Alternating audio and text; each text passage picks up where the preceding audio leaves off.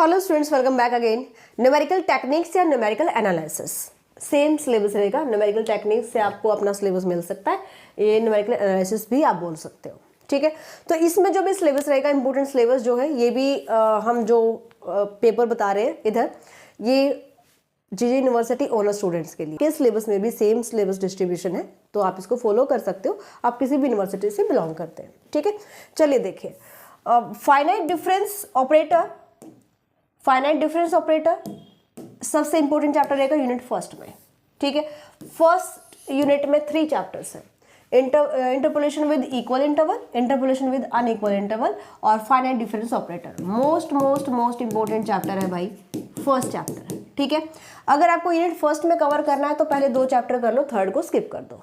ठीक है भाई, नेक्स्ट चलते हैं central difference, interpolation formula and probability distribution. In 2 chapter से आपकी यूनिट नंबर सेकंड कवर होती है।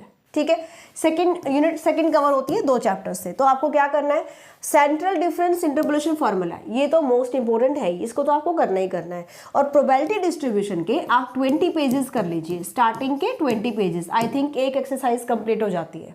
ठीक है, तो 20 पेजेस अगर आप कर लेते हो 4 चैप्टर के साथ, आपका एक क्वेश्चन यहाँ से कवर हो जाएगा। बाकी कॉन्टेंट इसका स्किप कर सकते हो आप। ओके, इसके बाद आता है numerical differentiation, eigen value problems.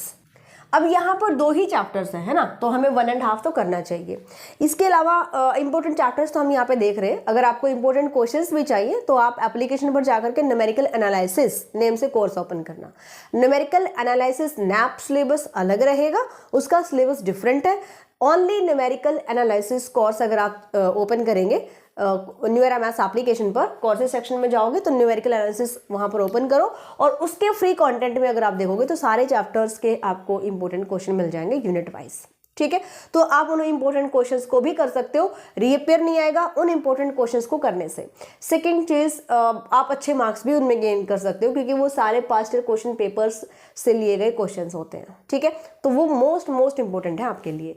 तो ये फ्री ऑफ कॉस्ट रहेंगे सभी स्टूडेंट्स के लिए, तो आप वहां पर चेकआउट कर सकते हैं।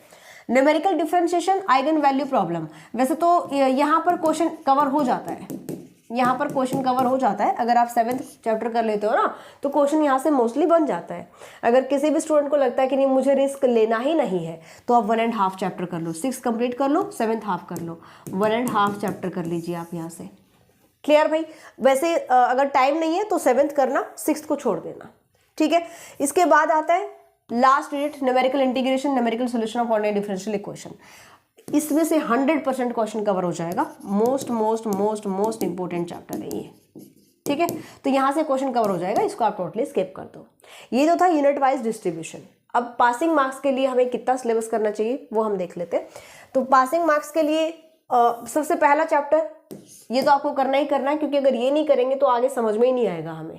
ठीक है, तो फर्स्ट चैप्टर तो हम करेंगे ही करेंगे यहां से। इसके बाद आप करोगे 4th चैप्टर और इसके बाद इजी रहेगा 7th चैप्टर और 9th चैप्टर। 4 चैप्टर अगर आप करते हो तो पासिंग मार्क्स तो कहीं नहीं जाएंगे, आप 50% अबव मार्क्स गेन कर सकते हो। बात आ गई समझ में? मैंने यहाँ पे बताया आपको 1st, 4th, 7th और 9th, ये 4 चैप्टर कर लेना। पासिंग मार्क्स तो मतलब आने ही आने हैं, लेकिन इन जो चैप्टर्स में पॉसिबिलिटी ये होती है कि पूरा क्वेश्चन भी कवर हो जाए। ठीक है, फर्स्ट चैप्टर में आई थिंक नहीं भी हो क्योंकि उसमें 3 चैप्टर्स है। ठीक है, यहाँ से तो हाफ भी हो सकता है, बट इसके शॉर्ट क्वेश्चन आपको जरूर मिलेंगे देखने को। आइगन वैल्यू प्रॉब्लम्स के भी शॉर्ट क्वेश्चन मिलेंगे, यहाँ से भी शॉर्ट क्वेश्चन बनते हैं। 4th से कम बनते हैं, फॉर्मूला पूछ लिया जाता है कई बारी, 4 फॉर्मूलाज हैं इसके अंदर 4 चैप्टर में, और 9th से भी क्वेश्चन बनते हैं शॉर्ट क्वेश्चंस। तो यहाँ पर 4 चैप्टर कर लो, मोस्ट इंपॉर्टेंट है, जिसको केवल पास होना है। और इनके भी अगर आप इंपॉर्टेंट क्वेश्चंस सभी कर लेते हो सिर्फ इन्हीं चैप्टर्स के, तो भी आप पासिंग मार्क्स गेन कर सकते हो। बट मैं यही कहूँगी कि अगर पासिंग मार्क्स चाहिए तो इतना तो करो कि भाई हम 50% करेंगे तभी हमारे पासिंग मार्क्स आते हैं। ये चीज़ तो आप मान के चलना, मतलब आप ज़्यादा एक्यूरेसी पे जाओगे ना कि 35% में हम पास होते हैं तो हम 35% ही सिलेबस करेंगे, उसमें कभी पास नहीं होते।